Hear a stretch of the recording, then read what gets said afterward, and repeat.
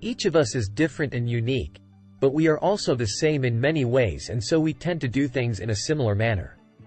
If you are on a journey of self-improvement, kudos to you. However, you need to stop for a minute and consider this: are you doing things out of habit, or are you doing it right? So in this video you will learn self-improvement. Are you doing it right?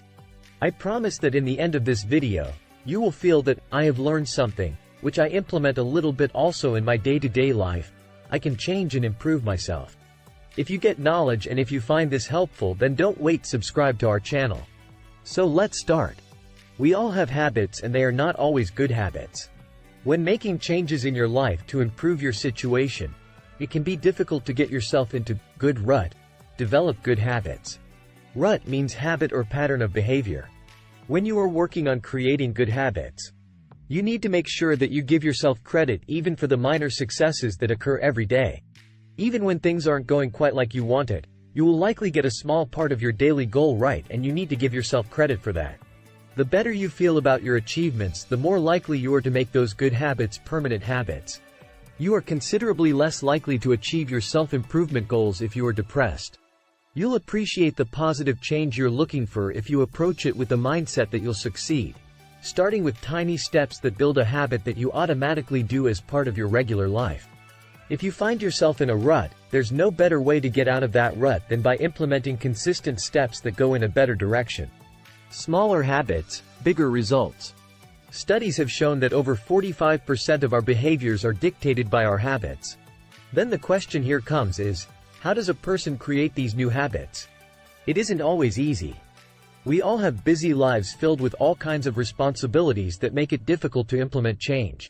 For thousands of people, using the mini-habit concept has changed their lives. These same people would likely have failed if they had tried to change their behavior using more traditional methods. Then what is mini-habit?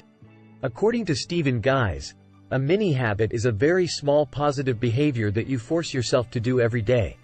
Here are 3 of these steps. 1. Use some system to track your habits and progress. 2.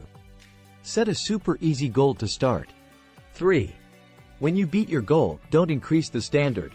Mini habits amount to making small changes over time rather than attempting to make a huge change that you find overwhelming.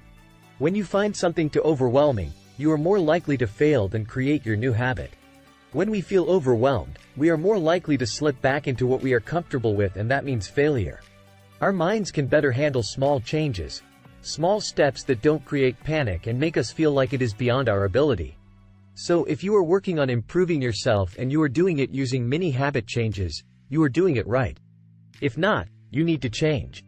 A great line quoted by Stephen Guise: be the person with embarrassing goals and impressive results instead of one of the many people with impressive goals and embarrassing results.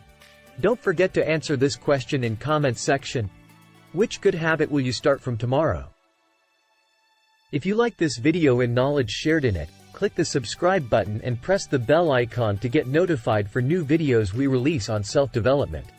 Hit the like button to motivate us to bring more knowledgeable videos like this, and do share your views in comment section.